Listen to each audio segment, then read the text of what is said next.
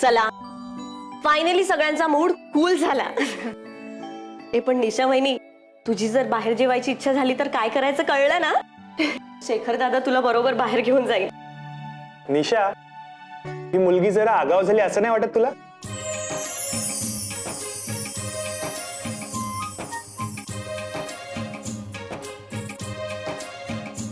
नाही.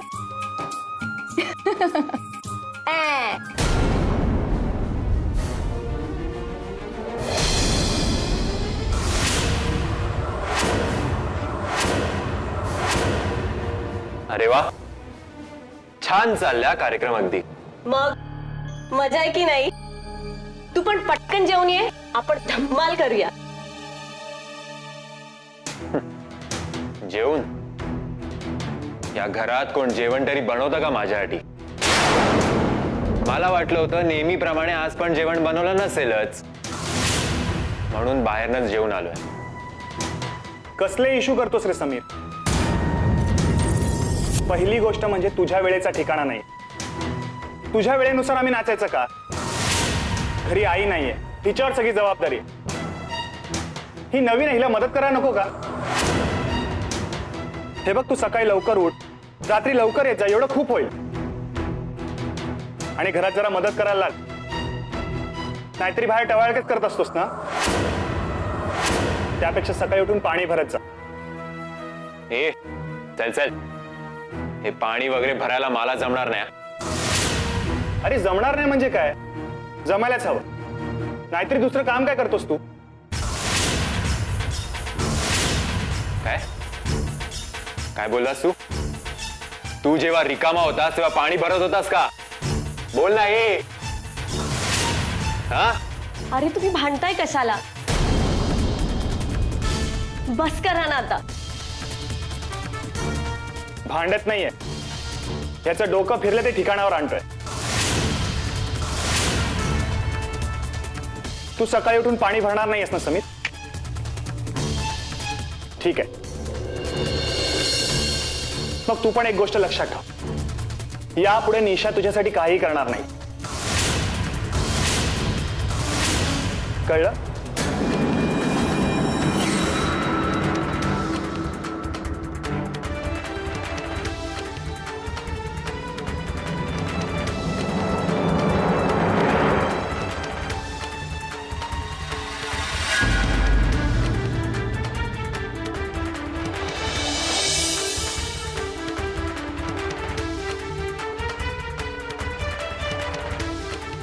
ठीक आहे.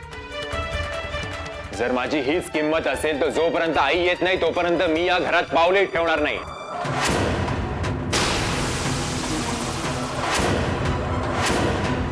आणि एकदा आई घरात आली ना की माझ्यासाठी कोण जेवण बनवत नाही ना तेच बघतो मी. समीर, अरे मी निशा,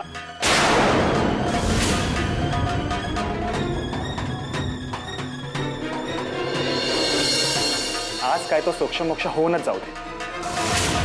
काय मोठा पराक्रम केलायस रे, ज्यामुळे तुझे आम्ही नखरे सहन करायचे? 4 पैसे कमवून आणले नाहीस घरात की राबला नाहीये?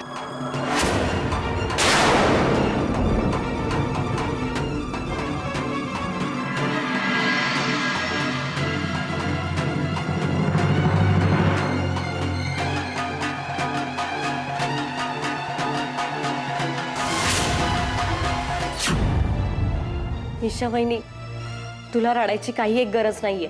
हे बघ निशा, तुझं काहीही चुकलेलं नाहीये. हा आता लहान पोरासारखा जाईल आईकडे तक्रार करायला, पण आईला खरं काय ते कळायलाच हवं.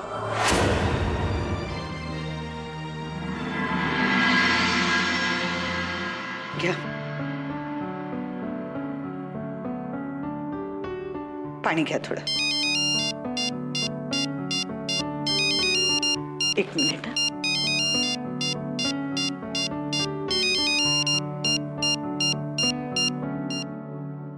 हा बोल शेखर. आई, किती दिवस हे असं चालत राहणार आहे? काय किती दिवस चालणार आहे? हे समीरचं असं वागणं. आई, समीरचं काही धड नाहीये. रात्री बेरात्री उशीर काय येतो, दुपारपर्यंत लोळत काय पडलेला असतो. त्याला पाहिजे तेव्हा त्याला चहा द्या, नाश्ता द्या, जेवण द्या. निशा म्हणजे काय त्याची नोकर आहे की काय? एक पैसा कमवता येत नाही,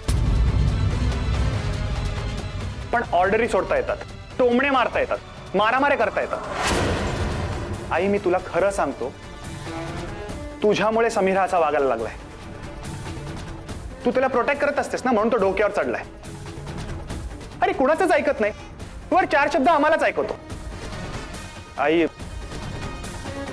त्याला ठीक करण्याचं काम तुलाच करावं लागणार आहे. अगं आता तरी त्याला शिस्त लाव. बघते काहीतरी करते.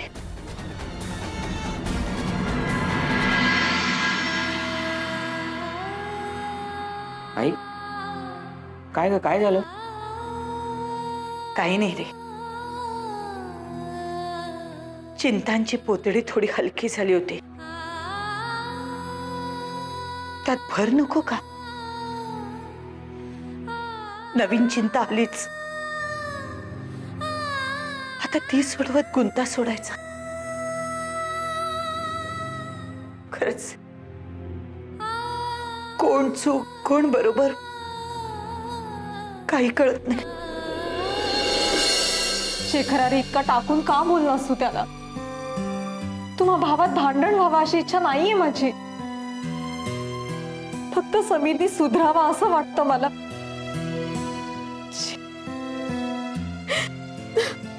हे बघ निशा वहिनी, रडू नकोस. समीर दादाचंही चुकतच. अगं शेखर दादानी यापूर्वी सुद्धा त्याला कितीतरी वेळा समजावून सांगितलंय, पण तो तसाच वागतो आणि मग चिडतो. अगं पण आता हे सगळं माझ्यामुळे झालं ना. आई काय म्हणते, ही आत्ता आली नाही घरी तोवर भावाभावात भांडण लागलं. तसं नाहीये ग. आईला समीरचा स्वभाव माहितीये, आणि आता मी फोन केलाय ना, तुझ्याबद्दल आईला काहीही गैरसमज होणार नाही. अगं आपण समीरच्या भल्यासाठीच बोलतोय ना. झालं तर निशा, तू मगातपासून खूप रडतेस. एक छानशी स्माइल दे बघू.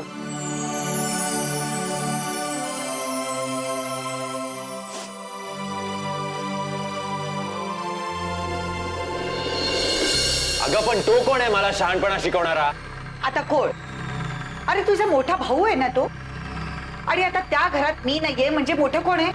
तोच ना. मग काय झालं तो बोलला तर? आणि हे बघ, तो जे काही बोलला ना ते तुझ्या भल्यासाठीच. काही चूक नाहीये त्यात.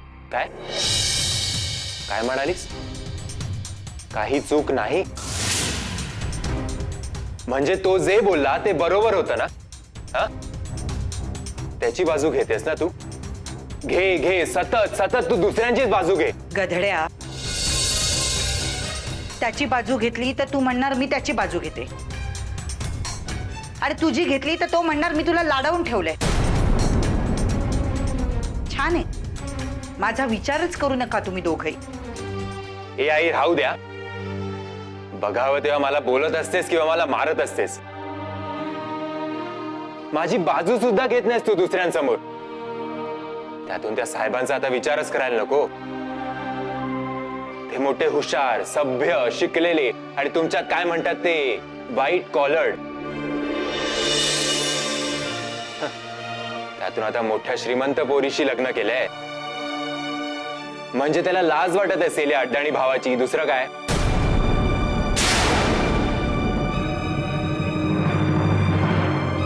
जाऊ दे, सगळ्यांनाच नकोसा झालोय ना मी. मग मीच जातो दुसरीकडे कुठेतरी. राहा तुम्ही सगळे सुखानी. अरे समीर दादा, कुठे चाललायस तू? तू कुठेही जाणार नाहीयेस, कळलं? अरे तुला रागावले, बोलले तरी आई वडील, भाऊ बहीण आहेत तुला सगळे. आणि माझं काय?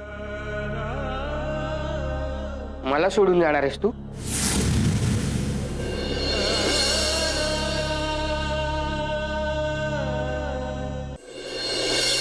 अजून पाणी आलं नाही. तेव्हा नाही यायला पाहिजे होतं पाणी.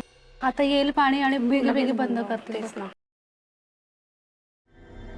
काय काय भवानी, डोळे फुटले काय तुझे? दिसत नाही लाय नाही ती? सरळ येऊन नळाखाली बांधी लावते.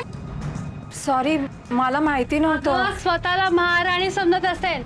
बिचारी महाराणी पाणी भरायला आली आहे. ए शाणे, चल निघ आधी. नंबर बघ, नंबर. अगं अगं काय बोलतेस तू? तू ओळखलं नाहीस का हिला? ही आपली वसुधाताईंची सून. अगं बाई, हो का? लग्नामध्ये जेमतेम बघितली होती, ओळखलंच नाही बघा. काय अनिता, नव्या नवरीला द्यायची का एक सूट पहिल्या नंबरची? देव देव, पण एका अटीवर. उखाणा घ्यायला लागेल. उखाणा घ्यावा लागेल, नाही तर सोडायचंच नाही तिला. उखाणा घ्यायला लागेल. निशा वहिनी, तू का आलीस पाणी भरायला? मी आहे ना, तुला नाही झेपणार. दे इकडे. झेपेल ग. घरातल्या नळाला कधी कधी पाणी येत नाही, मग मला नको सवय करून घ्यायला. आज पण पाणी नाही आलं. काय ग संपदा? मांडलेकर आजी विचारत होत्या, आई दिसली नाही 2-3 दिवस त्यांना.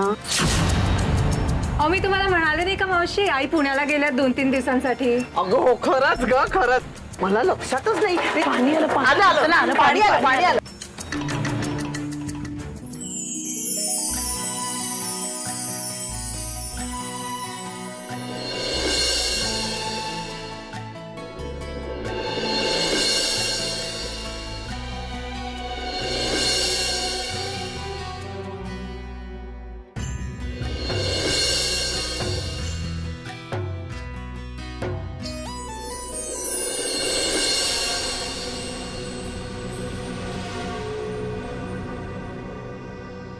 जरा बोलायचं होतं.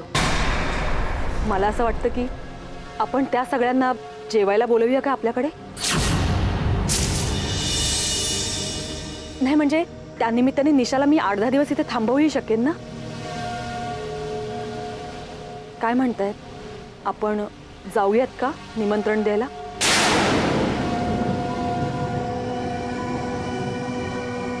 तुला जायचंय? तू जा, मी येणार नाही.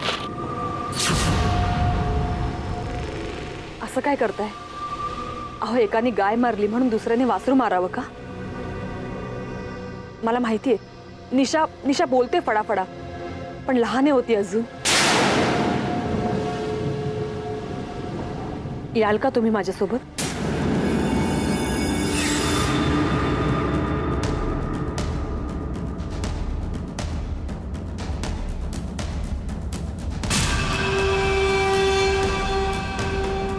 त्यांना घरी बोलावून शेखरला त्याच्या गरिबीची जाणीव करून देण्याची ही नामी संधी आहे. अहो ऐका, ठरवा काय ठरवायचंय ते. जाऊ आपण.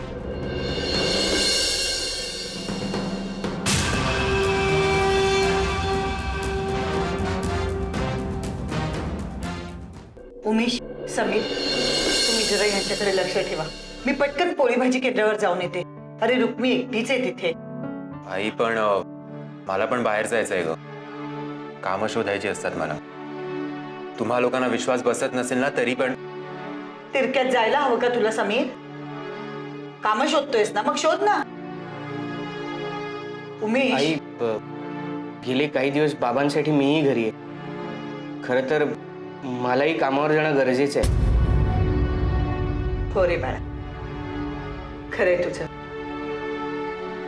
पण यांना एकट्यानं ठेवून जाणं शक्य नाही. आणि पोळी भाजी केंद्रावर पण.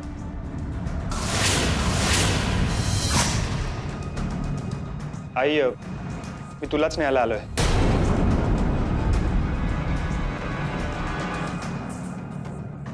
आई, येतो मी.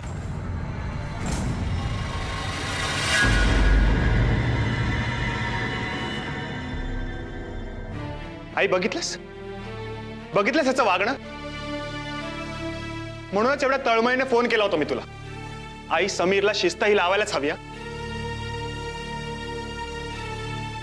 बघितलंस ना कसा बघत होता माझ्याकडे? मी का वैरी आहे का त्याचा? जाऊ दे, आपण नंतर बोलू. पण आई, तू आधी घरी चल. अरे शेखर, यांना या अवस्थेत असं टाकून येईन का मी? हे बघ, आपलं बोलणं झालंय ना त्याबद्दल. अगं पण अगं आई तू घरी नसलीस तर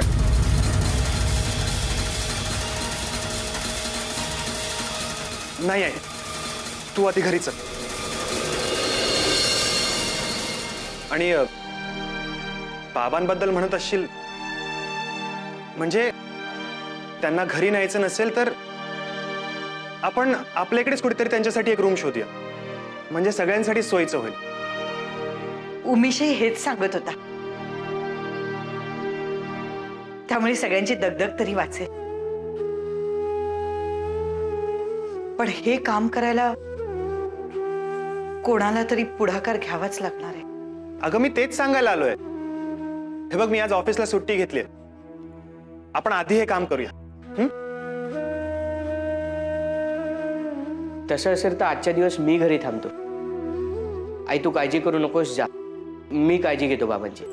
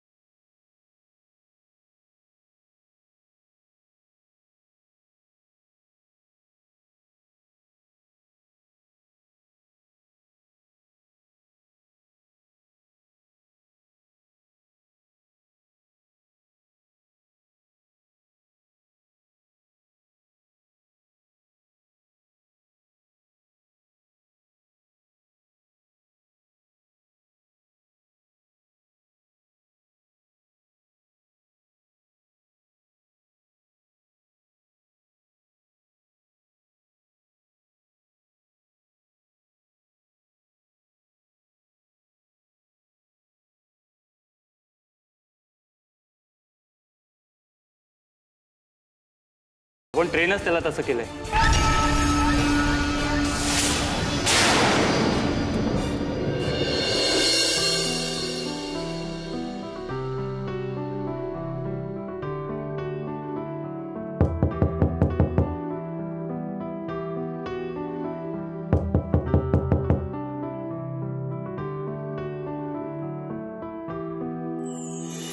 आई आई तू आलीस?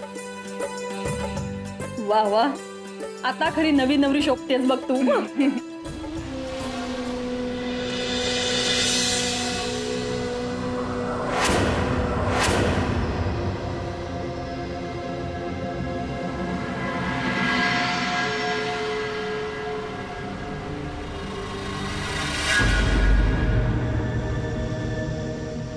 काय ही अवस्था केली आहेस?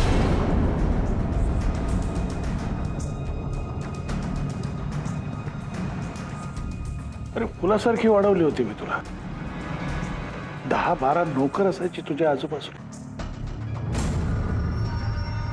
आणि ही तुझी अवस्था नोकरासारखी.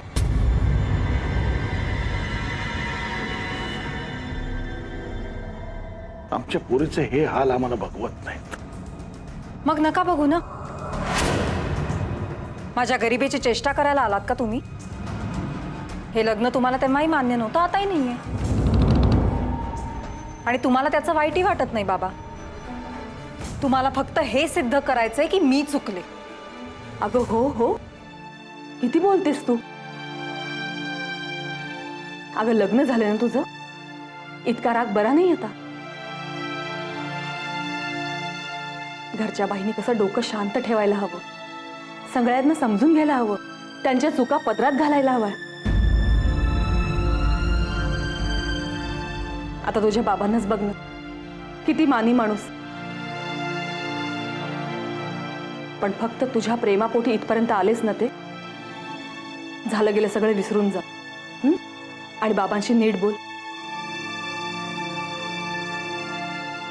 बरं ते सगळं जाऊ दे. आम्ही दोघेही तुम्हा सगळ्यांना आमच्या घरी जेवणाचं निमंत्रण द्यायला आलोय. तुमच्या सवडीनुसार तुम्हाला कधी यायला जमते ते सांग. हे काय शेखरही आलाच